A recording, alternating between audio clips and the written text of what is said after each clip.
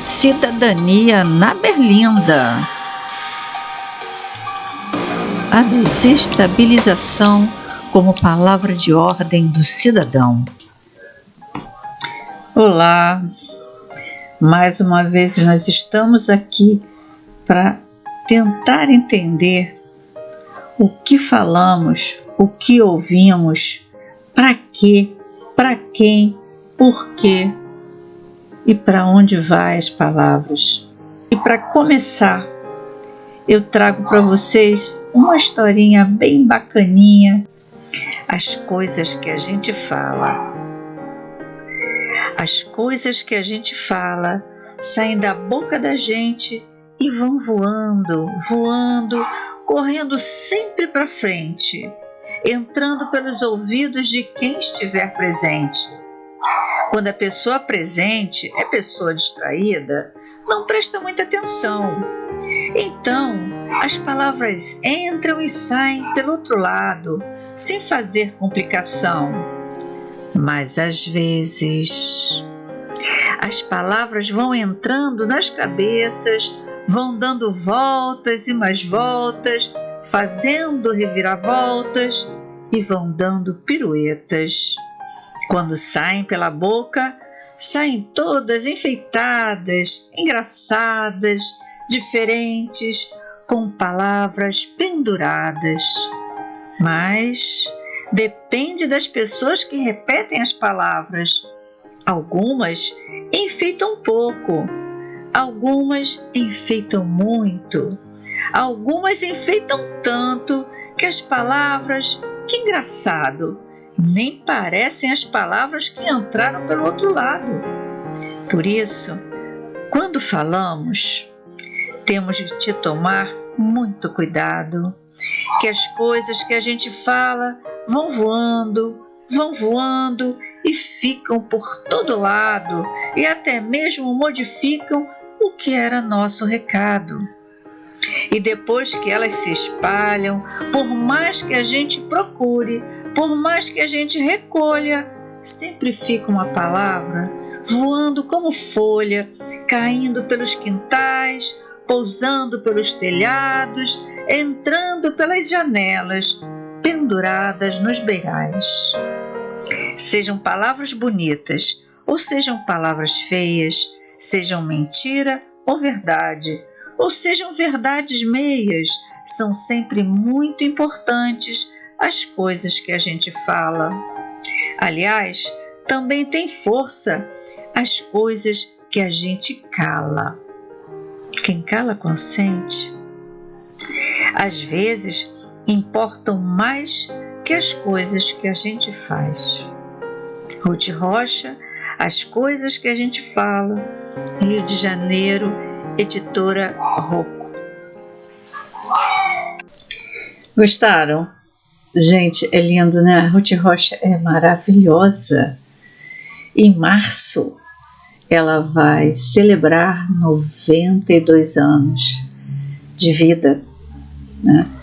E ela ainda escreveu uma outra historinha, O Rei Mandão, em homenagem ao ex-presidente Jair Messias Bolsonaro. E essa conversa de hoje é exatamente sobre vídeos relacionados a esse governo passado. E o título, né, Cidadania na Berlinda. Por quê, gente? Porque o que eu faço aqui, o que você faz aí, o que essas pessoas que a gente vai tentar, né, compreender hoje, são cidadãs, que também estão ali tentando, imagino eu, né, contribuir para o país. Mas de que forma? Será que a narrativa, o discurso que eu dou, que você dá, que essas pessoas dão, é legítimo? Será que o que essas pessoas falam, o que eu falo, atende à máxima Constituição, a máxima constitucional, que é a zelar pelo bem-estar social, ou seja, o bem-estar de toda a sociedade? É isso que a gente vai ver. Esses vídeos chegaram até a mim, são vídeos que estão rolando no Twitter, no WhatsApp, Twitter, né, como o Henry Bugalho fala, Twitter, Facebook, enfim, são vídeos que estão aí nas redes sociais sendo replicados, retuitados, e vão fazer refletir, motivar. Para que esses vídeos? Qual é o objetivo? Qual é a motivação? Por exemplo, aqui o que eu estou trazendo para vocês, qual é a minha motivação? A minha motivação é por uma sociedade tranquila, uma sociedade real, inclusiva, uma sociedade que as pessoas acordem de manhã e sonhem, e vão realizar seus sonhos, vão trabalhar, vão poder fazer suas compras, pagar suas contas. Esse é o meu objetivo. Então, quando eu trago para vocês a análise de um discurso, a análise de uma situação, é sempre nesse sentido. E o sentido dessas pessoas? Eu já dizia Max Weber, né? Você tem que dar um sentido à sua ação. Qual é o sentido dessas pessoas? É essa pergunta que eu me faço e compartilho com vocês. Vamos começar pela Samantha. Ela tem uma página no TikTok, Paz e Luz Todo Dia. E esse vídeo me chegou pelo Facebook. Eu vi lá, encontrei. Nesse vídeo, Samantha questiona o presidente Lula, dizendo que desde os 7 anos ela o conhecia, porque o avô dela, também metalúrgico, conhecia o Lula, né? Então ela o conhecia, né? Algumas frases que Samantha disse para o Lula. Lula, você foi o maior grevista de São Bernardo, do ABC. Você está achando ruim porque quebraram o Congresso. Você está colhendo o que plantou a vida inteira. Esse sistema comunista. Isso não é nem o começo do que está por vir. Queria bater de frente com você. Esse país é escroto. Bom, como eu falei, né? A flagrante falta de conhecimento ou ódio oportunista. Porque a gente tem que ter cuidado, como a Ruth coloca, a gente tem que saber o que a gente está falando, ter o cuidado com as palavras, porque elas voam para todos os lugares, né? E chegou até a mim, e chegou até esse canal, que é um canal de educação política. É um canal não para atacar, por mais que possa parecer, mas é um canal para a gente compreender a realidade que a gente está vivendo. Porque o que eu falo impacta a você, e o que você fala impacta a mim, impacta toda a sociedade. O que a gente fala, o que a gente faz, impacta toda a sociedade. Quando a gente fala, por exemplo, quando ela fala esse país é escroto, da onde ela tira essa... por que ela qualifica o país de escroto? O que significa escroto? Né? Para você dizer é escroto, qual o significado de escroto? O significado de escroto é ordinário, indecente, desprezível, ignóbil, torpe, biltre, patife, canalha, miserável, vil, verme, mau caráter, sórdido, indecoroso, mesquinho, indigna, obscena, safada, velhaca. O que é escroto? Significado de escroto é desonesto, mau caráter, sem moral, quem não tem boas qualidades. Então, um país escroto é tudo isso. E quem é que faz esse país? Sou eu, é você. Eu jamais vou dizer que meu país é escroto. Porque se eu disser que meu país é escroto, eu estou fazendo alguma coisa para colaborar também para que ele seja assim. E aí eu lembro sempre da Elisa Lucinda, eu já falei dela aqui, né? Só de sacanagem eu vou ser honesto, só de sacanagem eu vou ser correta nas minhas ações e nas minhas palavras. Então quem faz, né? Por exemplo, quem faz a rua ser uma lixeira é quem bota o lixo, não é? Quem faz o esgoto são aquelas pessoas que não tratam a água, não tratam os dejetos, né? Enfim, ela fala esse sistema comunista. Eu creio que ela não sabe o que é comunismo. Mas eu já deixei para o último, né? Com Flávio Dino. Eu já falei sobre quem, né? Tem uma live sobre quem tem medo do comunismo. E aí eu encontrei uma entrevista do Flávio Dino, que ele se coloca como comunista, e veio reforçar aquilo que eu já tinha colocado na minha live. Eu vou deixar para o final para comentar essa questão do comunismo. Aqui não é um sistema comunista. Não tem nem como ser, mas eu não vou dar spoiler, né? Mais adiante eu vou, já vou falar sobre isso. Por que nós não podemos ser comunistas e por que se usa o tempo inteiro, é uma coisa assim que você vê, é opressiva, né? É como se fosse falar de demônio, também é a mesma coisa, né? Então você olha o comunismo, quando na verdade não existe. Mas é para realmente criou-se, né? Esse monstro, esse monstrengo, né? Dessa palavra. Então, e fulano é comunista, e Lula é comunista. Não tem como haver comunismo no Brasil. Já vou dizer por quê. Bom, e eu vou começar a falar duas coisas aqui. Olha aqui. Lula, você foi o maior grevista de São Bernardo, do ABC, e você acha ruim porque quebraram o Congresso. Vamos entender que são duas coisas diferentes. Greve e depredação.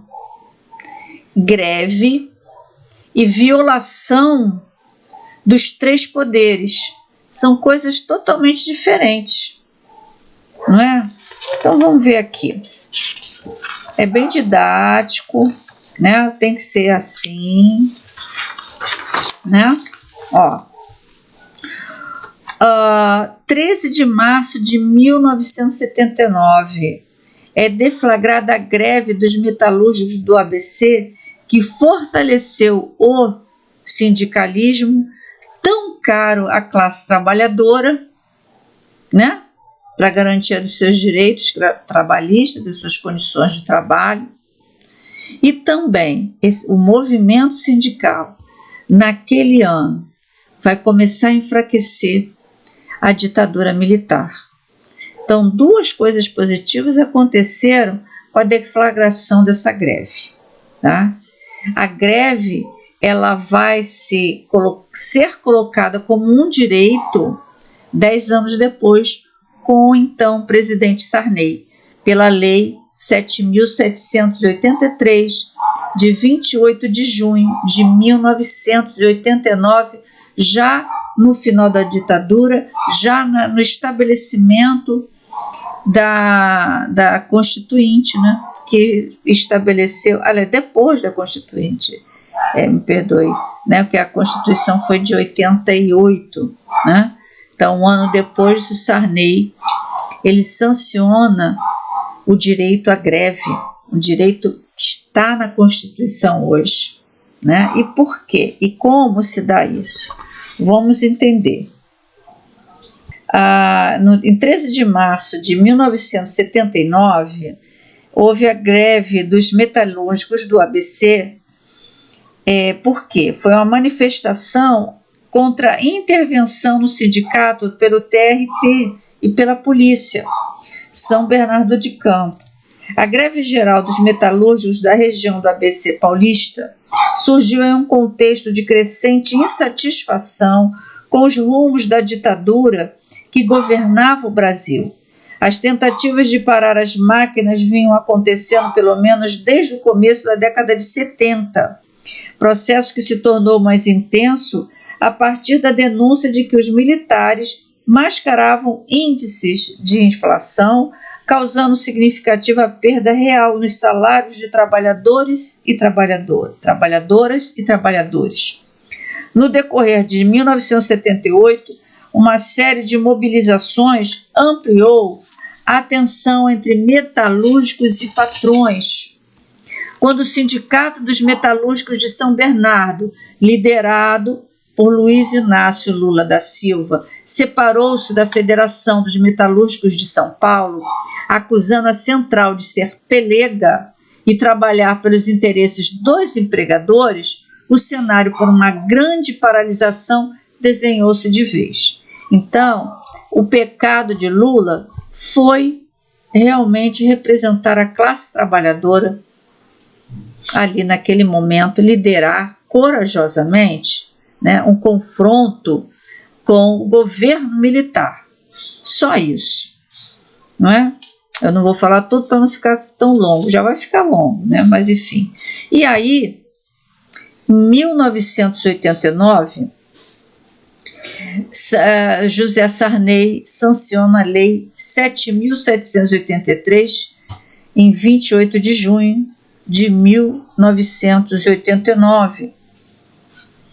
E essa lei dispõe sobre o exercício do direito de greve, define as atividades essenciais, porque a gente entende, como cidadão, né, que tem cargos, tem funções que não pode parar, bombeiro, né, a parte de medicina, regula o atendimento das necessidades inadiáveis da comunidade e dá outras providências. Então, não dá para comparar greve com depredação de patrimônio público e, principalmente, um patrimônio que representa os três poderes da nação. Já começa por aí, né? Então, depois eu não vou ler tudo não, que aí para você entender essa lei da greve, né, que é um direito, quando não há mais diálogo, não há mais negociação, não há mais, se usou todos os recursos, e aí o último é a greve. A greve é o último recurso. Primeiro tenta-se conversar, tenta-se negociar. Quando não há negociação, o trabalhador faz a sua greve, paralisa. Tá? Bom, agora, nós temos aí no dia 8 de janeiro, né? 8 de janeiro de 2023, a invasão arquitetada, planejada, programada, né?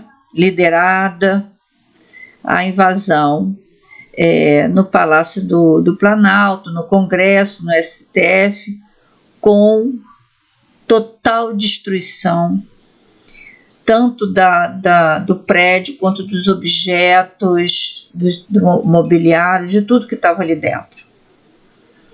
Né? Numa clara tentativa de desestabilização e de golpe. Né? Por quê? Porque o ex-presidente não aceitou a derrota. O tempo inteiro ele questiona as urnas, e aí também eu poderia questionar as urnas que o colocaram no poder.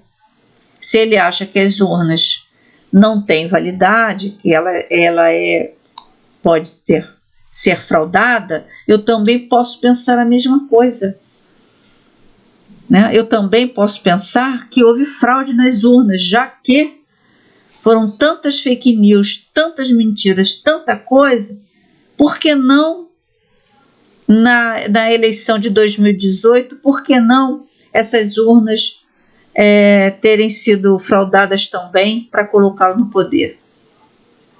Não houve esse questionamento. Por quê? Porque já se provou que essas urnas, né, que já colocaram tantas pessoas nos cargos políticos, até hoje é isenta de fraude. Né?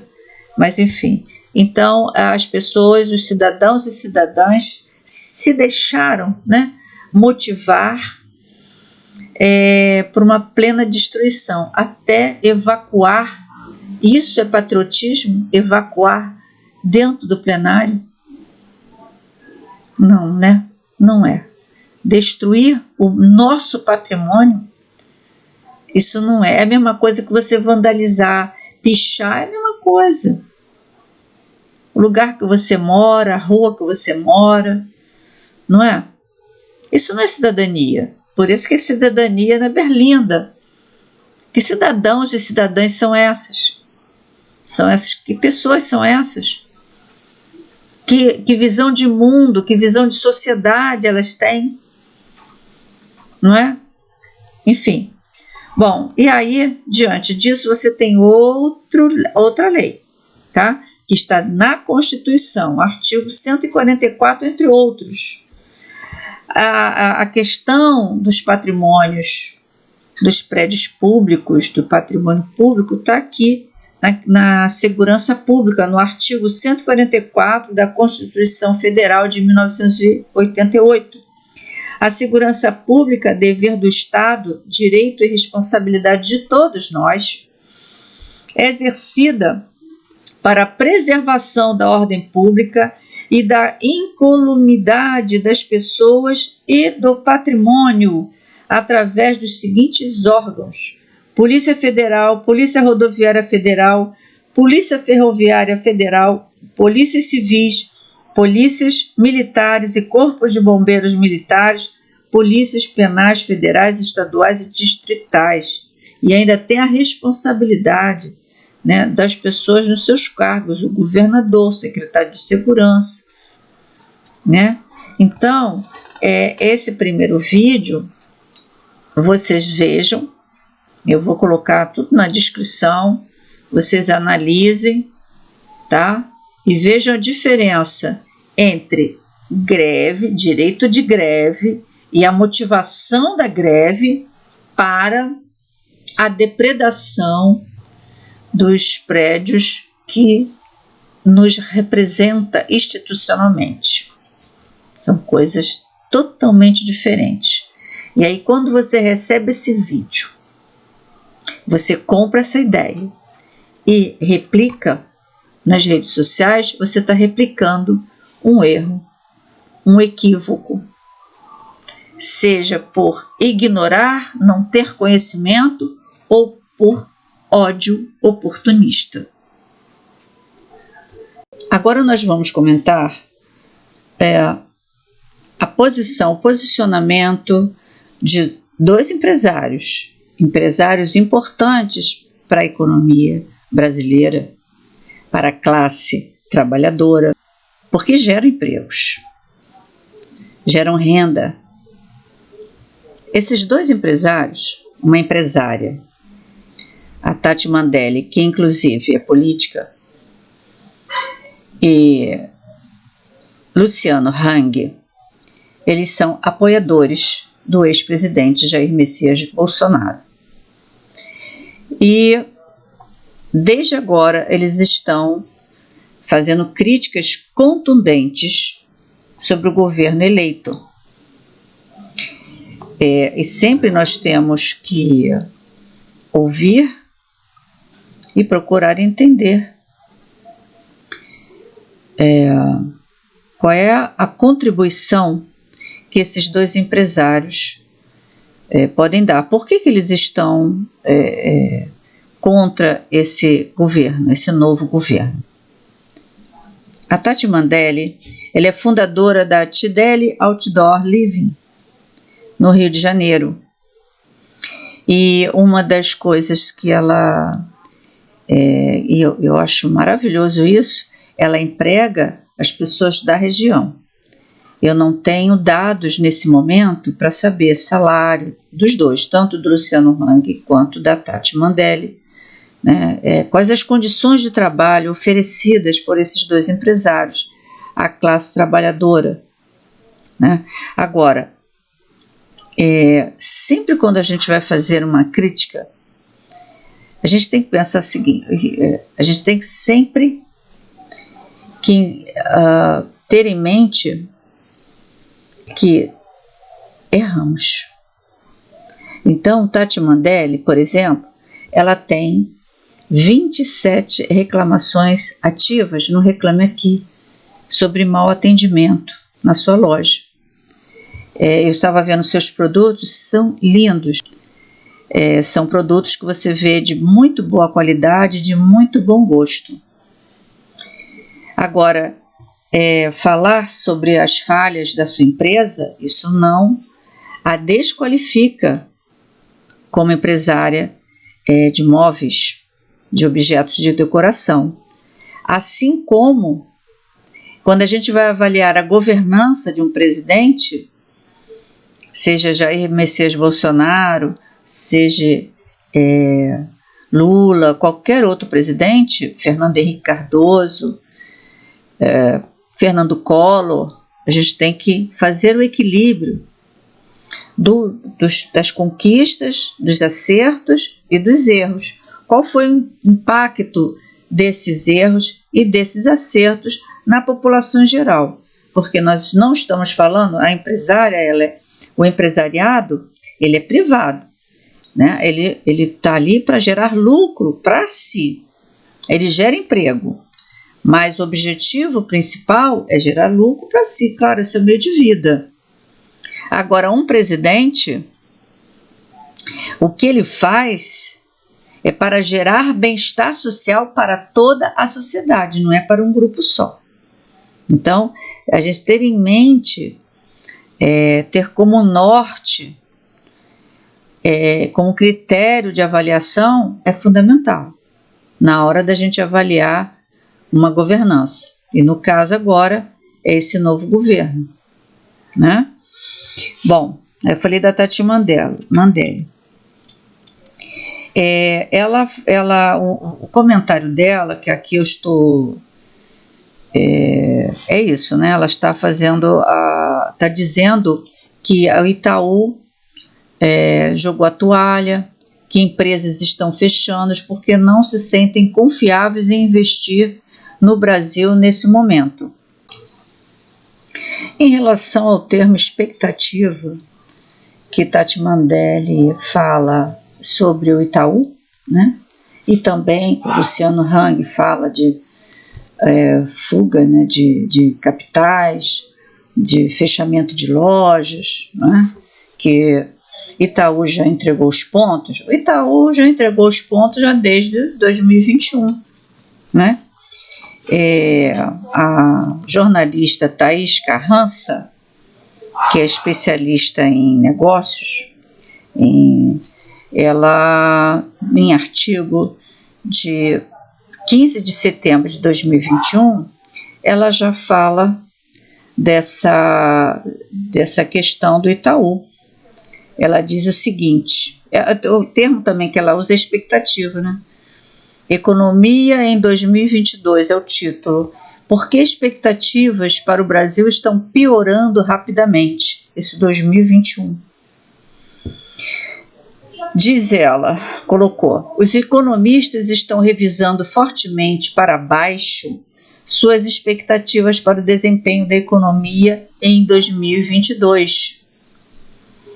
Na terça-feira, 14 de setembro de 2021, o Banco Itaú reduziu sua expectativa para o crescimento do PIB no próximo ano de 1,5 para 0,5%, para 0,5%. O maior banco privado do país também passou a prever aumento do desemprego no próximo ano, com taxa de desocupação subindo de 12,1% ao fim de 2021 para 12,5% em dezembro de 2022. Além do Itaú, diversas outras instituições financeiras e casas de análise passaram a prever o PIB menor, inflação mais alta e juros também mais elevadas no cenário próximo.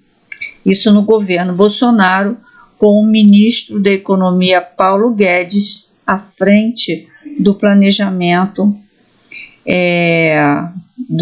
da economia, né?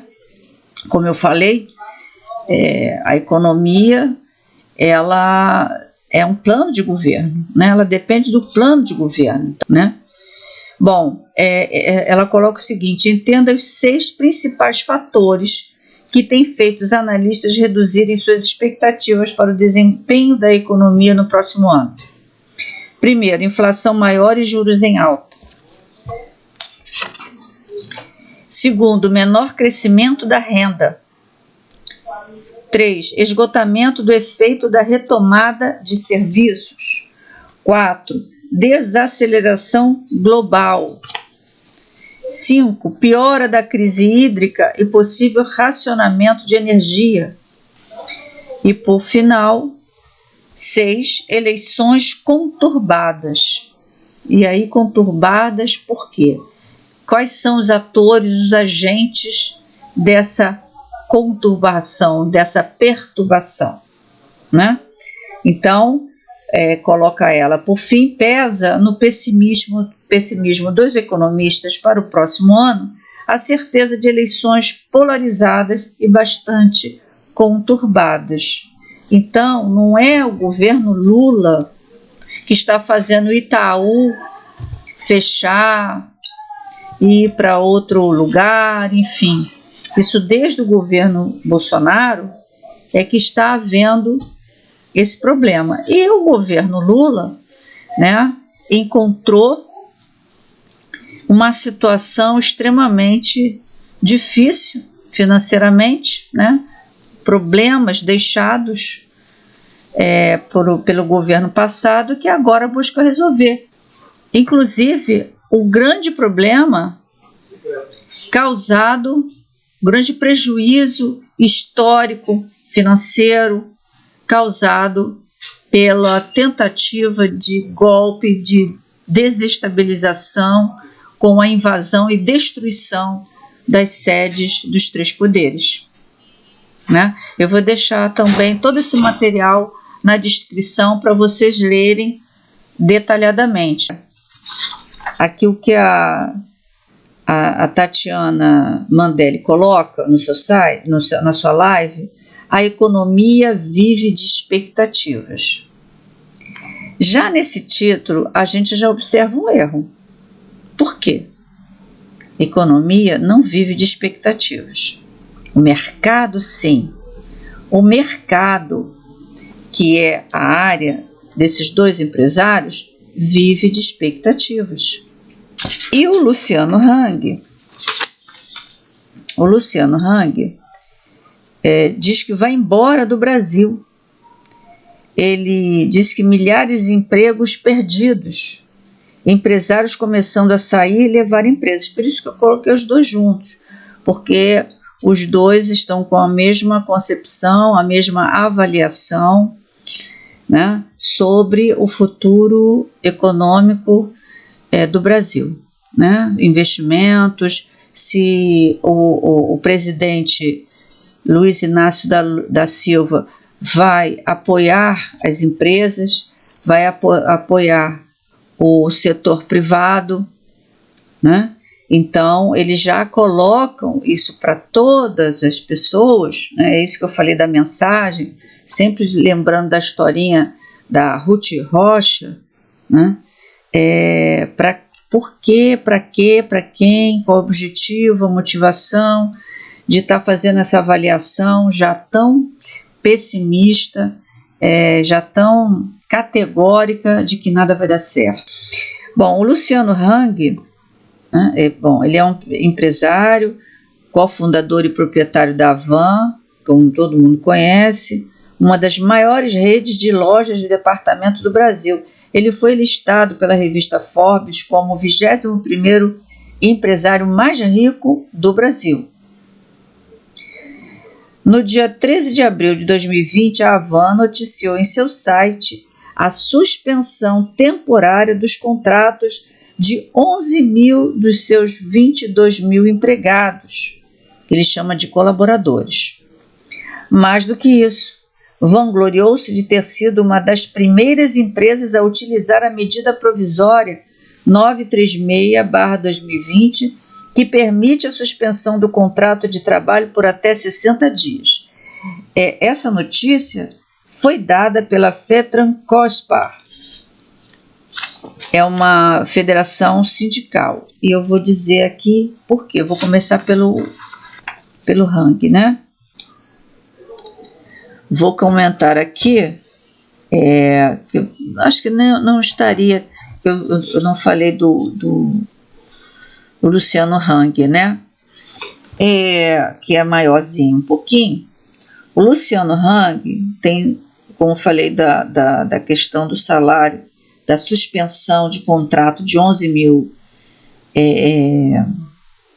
trabalhadores, é uma notícia da FETRAN-COSPAR, né, Federação dos Trabalhadores nas Indústrias da Construção e do Mobiliário do Estado do Paraná, cujo título é "Por que vamos pagar os salários dos empregados da Havan?". Então, o que eles colocam é o seguinte, foi um artigo de José Roberto Dantas Oliva, que é juiz do trabalho aposentado do TRT, da 15ª Região, e ex-coordenador do Juizado Especial da Infância e Adolescência de Presidente Prudente, de São Paulo. Diz ele, no dia 13 de abril de 2020, a Havan, que se auto-intitula a maior loja de departamentos do Brasil, noticiou em seu site a suspensão temporária dos contratos de 11 mil dos seus 22 mil empregados. Mais do que isso, vangloriou-se de ter sido uma das primeiras empresas a utilizar a medida provisória 936/2020, que permite a suspensão do contrato de trabalho por até 60 dias. De fato, a Havan não perdeu tempo. A MP em questão é de 1º de abril e a portaria 10.486, que dispõe sobre critérios e procedimentos do Programa Emergencial de Manutenção do Emprego e da Renda, por aquela MP instituído, é de 22 de abril e só foi publicada 2 dias depois no Diário Oficial, né, da União. Se, como diz a nota, isso é uma denúncia, não é? De informação privilegiada.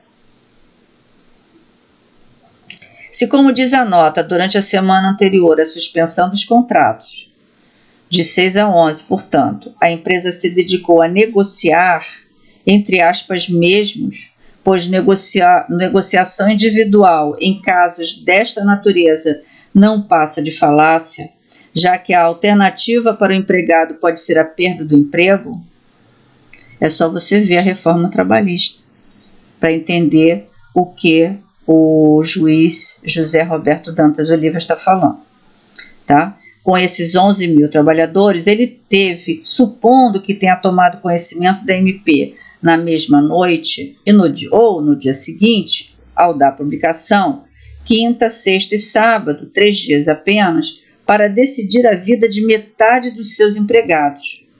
E isso bem antes de ser publicada a portaria referida.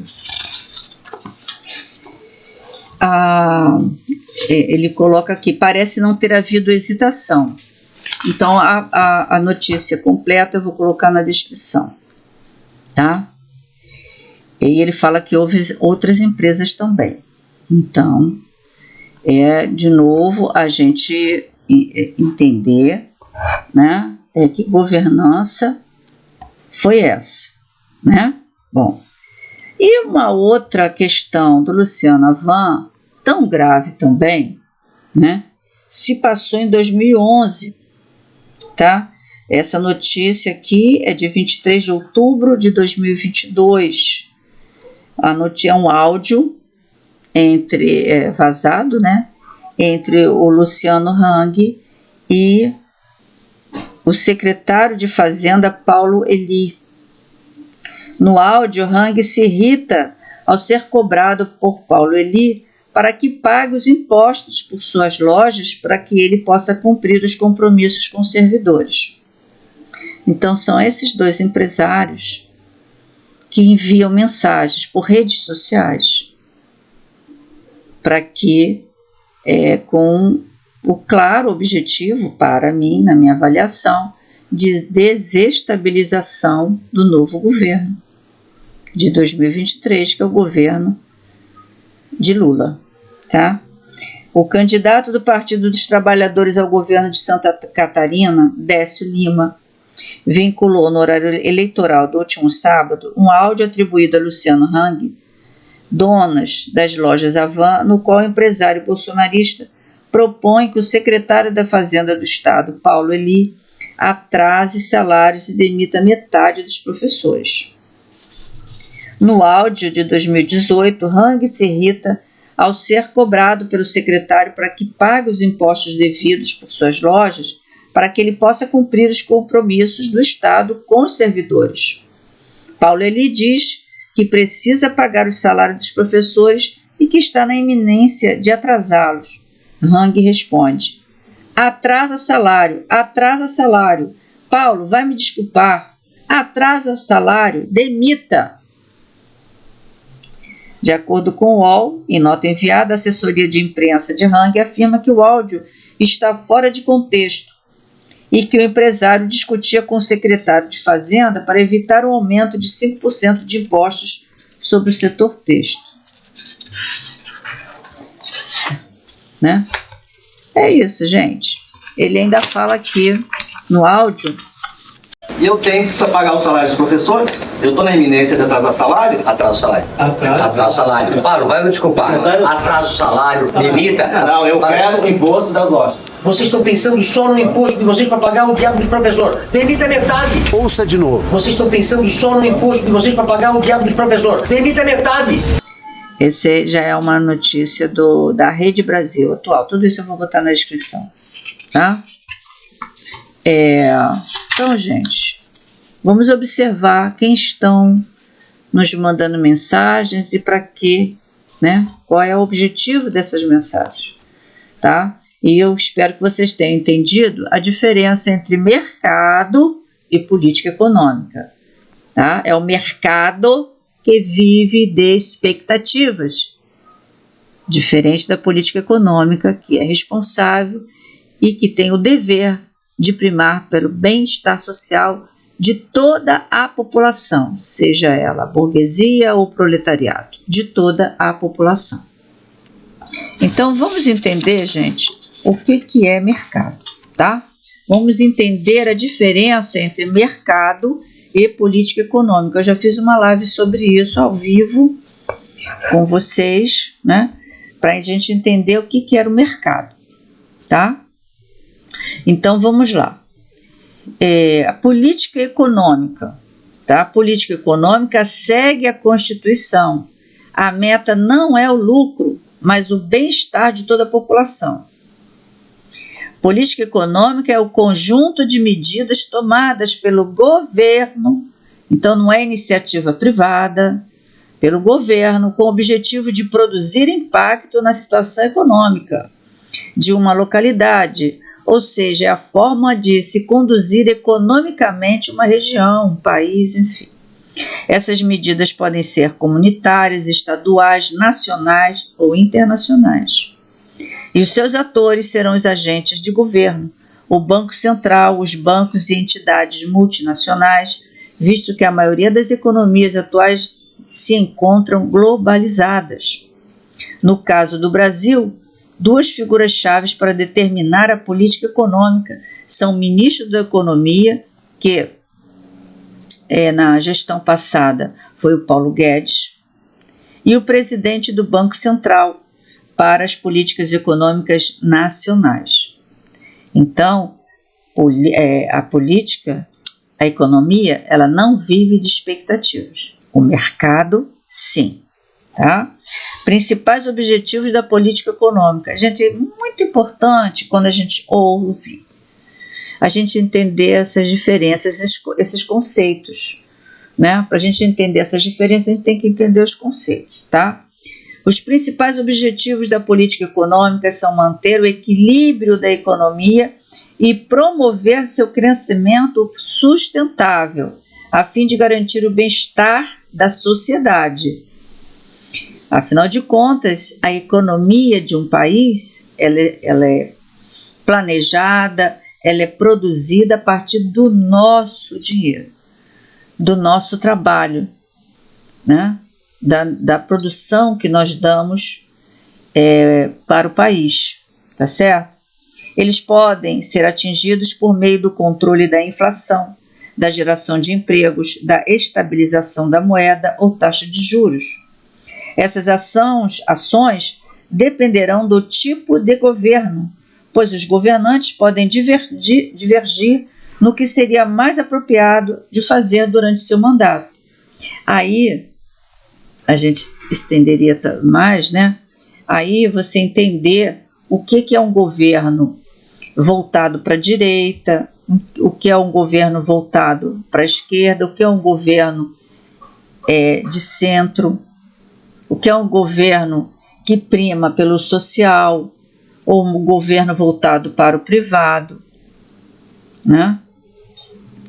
Assim, um governo pode ter foco em controlar a inflação, mas o posterior entender que a geração de emprego é mais urgente.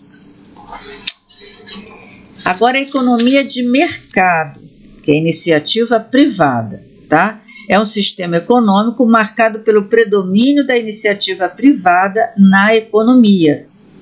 No capitalismo, o principal objetivo das atividades é a geração de lucro e do acúmulo de riquezas. Ora, você abre uma loja, eu estava ainda há pouco conversando com um profissional, e a esposa tem uma lojinha. Então ele não abriu essa loja para o bem-estar da comunidade. O bem-estar da comunidade é oferecer bons produtos. Mas a esposa desse rapaz, ele abriu a lojinha para que eles gerassem renda, gerassem lucro, né? Então, quando eles vão é uma loja de bijuterias, pena que eu não peguei o nome para poder fazer a propaganda aqui. É uma loja de bijuterias, de objetos, assim, acho que mais voltado para a mulher. Então, um brinco. Eles não vão vender a preço de custo. Agora, uma empresa pública, ela não vai fazer lucro. Ela vai oferecer aquele produto da melhor forma possível para que todo mundo tenha. Né? Para que todo mundo tenha, para que todo cidadão tenha acesso, né? Enfim, então é o acúmulo de riquezas. Para propiciar esse objetivo, a atividade comercial foi dinamizada com a realização de trocas monetárias, prática iniciada e difundida a partir do século XVI. Dessa forma, a economia de mercado é uma estratégia econômica elaborada com o intuito de intensificar essa lógica. Esse modelo esteve acompanhado primeiramente pelo liberalismo econômico, que preconizava a mínima intervenção do Estado na economia. Também já fiz uma live comentando sobre isso, né? A briga, né? Da visão liberal e neoliberal é que o mercado se autorregule. Olha, e a reforma trabalhista, vou sempre citar, né? Ela trouxe todo esse princípio neoliberal, liberal e neoliberal. Uma das que eu já vou citar aqui é, por exemplo, ter destruído o sindicato e cada empregado negociar seus interesses com o patrão.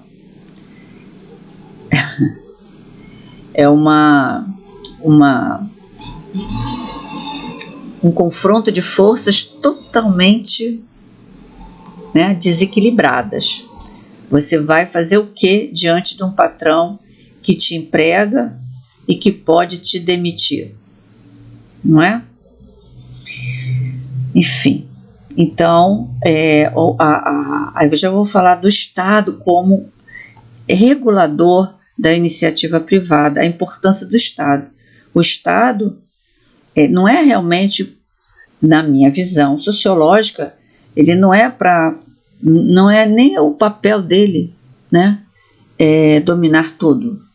O Estado não é um empresário, o Estado não é o dono do país. Se for, é o totalitarismo, né? O Estado está ali para regular, né, para garantir que toda a população tem acesso aos bens produzidos no país, não é?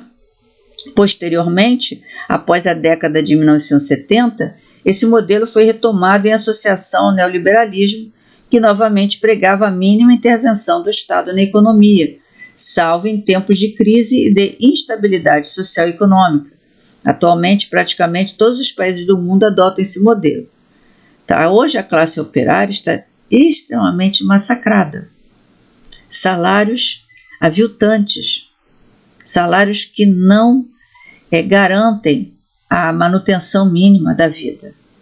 E a vida não só biológica, física, mas a vida emocional, né, a vida social, né? Você poder chegar no final de semana, você pegar você mesmo, se é sozinho, você sair, passear, né, se divertir, né? O dinheiro para o cinema, o dinheiro para uma cerveja, enfim, o dinheiro para o lazer. Se não tá faltando dinheiro para comida, né? Bom, e aí vem o Estado como regulador. Então você já viu aqui a diferença entre política econômica do governo e o mercado, da qual faz parte Luciano Hang e Tati Mandelli. Tá? Esses dois empresários, eles ilustram o empresariado, né? Um setor do povo, um segmento da população brasileira importante. Por quê? É a burguesia, né? É a burguesia que gera emprego, né? Que vai fazer com que se produza ali aquela riqueza e as pessoas tenham... O sistema capitalista é assim, não é? O sistema capitalista criou a classe operária, né? Então, o que a gente vê hoje é o total desequilíbrio de forças.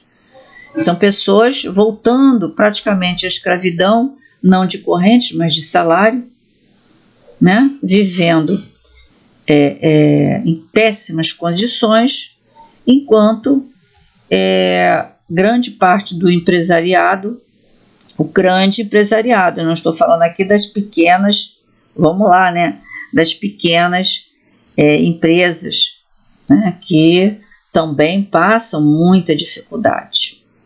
Às vezes nem tem funcionário, né? Como a lojinha desse moço, desse jovem, né? Enfim, então o mercado, o Estado como regulador do mercado, e aí você vai lá na Constituição, artigo 174, como agente normativo e regulador da atividade econômica, o Estado exercerá na forma da lei as funções de fiscalização, incentivo e planejamento, sendo este determinante para o setor público e indicativo para o setor privado. A política econômica, ela abrange todos os segmentos da população. É diferente do mercado. Então, já no título da Tati Mandelli, a gente vê ali um equívoco. E um equívoco importante. Por quê? Porque tudo que ela falou ali, né, essas palavras, esse discurso, ele vai para as redes sociais. E a pessoa que não entende a diferença, compra a ideia. Então, você vai comprar a ideia agora consciente, né? Depois você não, mas eu não sabia. Não, agora você tem condições de saber. E essa conversa aqui, ela é a conversa inicial, porque a gente tem que estar sempre estudando para conhecer as pessoas que estão conversando com a gente, as pessoas que estão nos enviando mensagens. Volto a dizer, qual é o sentido, qual é a motivação, qual é o objetivo, né? Aqui nosso objetivo é, a mensagem que a gente está passando é uma mensagem da gente entender a realidade que a gente está vivendo. Não é atacar, não é fazer críticas vazias. Para isso, né, se for assim, perde o sentido, né? Enfim, continuando aqui, entender o Estado como regulador do mercado, né, qual é a sua importância? O Estado exerce o papel de imprimir em alguns setores a supremacia valorativa do interesse público, tá? E das políticas definidas na Constituição Federal. Então, o tempo inteiro, olha, ali para... Aí eu fico pensando, né, gente, essas pessoas, elas seguem a Constituição? A sensação que eu tenho é que a Constituição Federal do Brasil, de 1988, é um livro que fica ali, ó, nem existe dentro das casas, deveria existir. Sabia dessa? Deveria existir. Porque ela é, assim como a Bíblia regula, a Bíblia, o livro religioso, né, regula a sua religião, a Constituição Federal regula a sua vida geral na sociedade. Entendeu? E nesse sentido, atua como garantidor da ordem pública, regulando o mercado privado, que é o caso, né? Então aqui o Estado ele vai regular, e esse talvez seja o medo deles. Por que esse medo? Se são empresários tão bem-sucedidos, porque o Estado, pelo bem, pelo interesse público, o Estado vai querer saber as condições de trabalho dessa classe operária que está ali, né, servindo as empresas. 22 mil empregados, são 22 mil famílias. Quais são as condições de trabalho? São boas, né? O salário que Luciano Hang oferece tá bom, tá legal? Então, o Estado ali quer fazer, se tem o dever dele. Se ele vai fazer é outra coisa. Mas o dever do Estado é fazer esse equilíbrio de forças. E para isso, o Estado, o bom Estado, a boa governança, ela vai restaurar a força sindical, né? Quando eu falei da outra ali que falou da greve, né? Porque Lula era grevista e tal. Se Lula for um bom governante, ele vai restaurar a força do sindicato que foi destruída com a reforma trabalhista, né? Então as categorias vão voltar a ter sua representação. O empregado ele não vai sozinho negociar com o patrão, é o sindicato que vai fazer isso. E para todo o grupo é outra conversa, é outra mediação, né? Então, regulando o mercado privado diante da ausência de capacidade de autorregulação, tá? E aí que você tem aqui um quadrinho, né, de ordem econômica. Então você tem os fundamentos na Constituição, no artigo 170, e você tem aqui a valorização do trabalho humano e também da livre iniciativa. Está tudo na Constituição, gente, por isso que eu falo comunismo. As pessoas podem falar o que quiser, mas só se rasgar a Constituição, né, para que o comunismo se instaure, como a Lilian Fifi, eu sempre esqueço o nome dela, aquela jornalista que também está aqui, né, que eu já vou falar do Flávio Dino. Porque o comunismo, ela arregalou o olho, que o comunismo, porque o comunismo que a gente conhece, os modelos comunistas, e o Flávio Dino ali didaticamente explicando, olha só, não existem modelos. Quer dizer, você pode ter os modelos teóricos, agora quem vai aplicar a forma, quem vai interpretar, esses modelos, porque senão, como ele falou e eu falei na minha live, né? Então, pelo amor de Deus, eu também vou ter temor absoluto do capitalismo. E a nossa sociedade está na Constituição, é presa pelo sistema capitalista, né? Por isso essa desigualdade profunda socioeconômica. Entendeu? Agora, o capitalismo, vou repetindo o Flávio Dino, que eu também já falei, tanto o capitalismo, como o socialismo, como o comunismo, né, ele tem na sua teoria coisas boas. Agora, a Bíblia também. Quem interpreta a Bíblia de uma forma pavorosa, né, dominando mentes?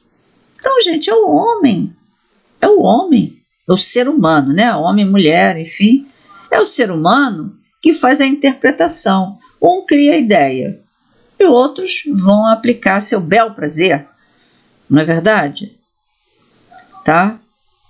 Bom, aí depois você tem aqui o quadrinho da ordem econômica. Esse quadrinho está muito legal, tá vendo? Olha, a ordem econômica é a expressão que designa o conjunto de todas as normas ou regras de conduta, qualquer que seja a sua natureza jurídica, religiosa, moral, etc., que respeitam a regulação do comportamento dos sujeitos econômicos. É o sistema normativo da ação econômica. Então, você fazer uma crítica a um governo que está chegando, né? Vou embora, por quê? Esse governo não está sentando para conversar, né? Para buscar um equilíbrio de forças? O que está acontecendo?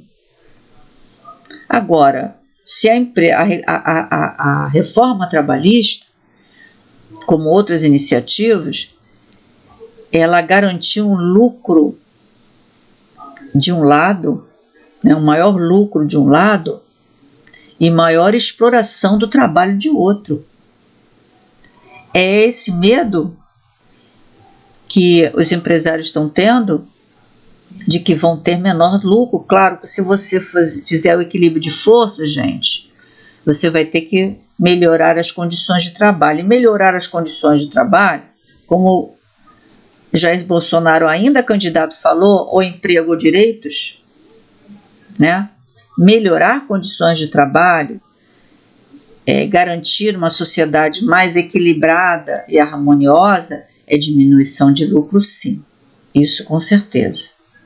Por exemplo, eu estou fazendo a campanha da embalagem. Todas as lojas que eu vou, se não tenho necessidade, não vou, estou comprando para mim, eu recuso a embalagem. São embalagens lindas, embalagem de fora, tá? Então, por exemplo, meu filho a minha nora me deu esse brinco maravilhoso, lindo, numa caixinha linda, e veio numa sacolinha que a gente vê que custou algum dinheirinho, porque não foi uma sacola simples. Essa sacolinha, no final do mês, para o dono da loja, gastou-se uma grana violenta. Essa grana violenta, se economizada, poderia reverter para um bônus, um melhor salário para o seu atendente. Então, entendendo aqui, voltando aqui ao nosso esqueminha, tá? Que não é meu, não. Foi a Cláudia Franco Lopes quem fez, tá? Então, a ordem econômica ela é fundada na valorização do trabalho humano e na livre iniciativa. Então, tem que ter equilíbrio aqui, tá? Não pode ser do jeito que está. Não pode. E este governo sempre buscou esse equilíbrio. Se ele acertou 100%, não, porque essas forças, né, não tem como você acertar 100%, né? O fundamento, né, faculdade de criar e explorar uma atividade econômica a título privado e a não sujeição a qualquer restrição estatal, senão em virtude da lei, tá? A livre iniciativa, né? A livre iniciativa, ela quer ficar totalmente livre. E não dá. Se você vive dentro de uma sociedade, você tem que garantir equilíbrio de forças aí, né? Então, a ordem econômica tem a finalidade de assegurar a todos existência digna, conforme os ditames da justiça social e observados os seguintes princípios. A ordem econômica, substanciada em nossa Constituição vigente, é uma forma econômica capitalista porque ela se apoia inteiramente na apropriação privada dos meios de produção e na iniciativa. Essa é uma citação aqui, uma avaliação do José Afonso da Silva. E aí, dando ênfase a essa avaliação que o José Afonso da Silva, é o seguinte, ou seja, o sistema capitalista é um modelo econômico adotado e ordenado pela Constituição de 1988. Portanto, gente, não há fundamento na disseminação de discurso de que se quer implantar doutrina econômica comunista no Brasil, com estatização de empresas e propriedades privadas. Isso só aconteceria se rasgasse a Constituição. E em todos os governos do PT não houve rasgação de Constituição. Pelo contrário, buscou-se se orientar por ela, né? Então vamos parar dessa coisa do comer criancinha, do comunista, ai meu Deus, Favudino é comunista. Sabe? Aí você veja, é a flagrante ausência de conhecimento, primeiramente, do que reza, do que orienta a Constituição Federal de 1988. Porque se tivesse ali conhecimento da Constituição, você é comunista? Bom para você, tá bom. Mas você não pode implantar, né?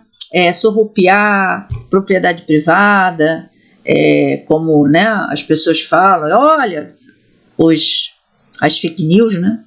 Olha, Lula vai tirar sua propriedade, vai tirar seu carro, sua casa, entendeu? Vai fechar sua empresa, vai estatizar tudo, né? Eu tenho uma live, essa do Quem Tem Medo do Comunismo, que eu faço uma crítica, e aí eu estou fazendo aqui, olha, minha culpa, não, minha correção, que eu falo do Neil Dorix, que ele falou assim, não, eles não vão fazer isso. Aí eu falei assim, não, olha só, a interpretação que eu sempre falo. Então, o governante está ali, ele pode, né, achar que eu vou fazer a estatização. Não é bem assim. Não é só se ele rasgar a Constituição. Então, realmente, eu aqui estou fazendo um reparo, né, a essa interpretação que não cabe. A nossa Constituição, a nossa sociedade está na Constituição, ela está lá, né, já, ela é regida pelo sistema capitalista, tá? Então não tem como você implantar medidas como Karl Marx colocou lá, né, em relação a terminar com a propriedade privada, né? E, aliás, é uma coisa muito radical, eu realmente não concordo, eu acho que a gente tem que buscar o equilíbrio, sempre o equilíbrio, não é? Enfim. Ainda na Constituição Federal você tem o artigo 170, que diz o seguinte, a ordem econômica fundada na valorização do trabalho humano e na livre iniciativa tem por fim assegurar a todos não, vou tirar, tá? Vou tirar aqui e vou deixar na coisa, né? Então, ainda temos um quadrinho aqui. Temos um quadrinho aqui, que é as formas de atuação do Estado, tá? Então, entendendo a diferença entre mercado e economia, entre setor privado e setor público, vamos começar, né, a separar, tá?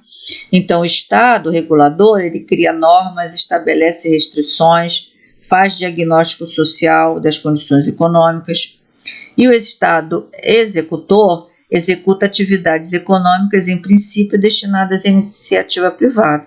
Então, eu vou dar sempre o exemplo do agronegócio, da economia familiar e da agricultura familiar, né? O Estado tem por dever garantir o desenvolvimento de ambos os setores. O agronegócio é voltado para exportação, tá? O agronegócio é iniciativa privada. A agricultura familiar também é iniciativa privada, só que elas têm ali orientadas por classes sociais distintas, né? A agricultura familiar é de subsistência. Então, ela tem o seu mercado, e um mercado importante, né? Ela atende ao mercado interno, né? Então, a governança responsável, ela não vai deixar que o agronegócio invada terras, que diminua a agricultura familiar. É isso que a gente está falando, tá? E o sentido do Estado, das formas de atuação, estão ali que eu já falei, artigo 174, né, estabelecer regras disciplinadoras da ordem econômica com o objetivo de ajustá-la aos ditames da justiça social, né? As formas de atuação é fiscalização, incentivo e planejamento.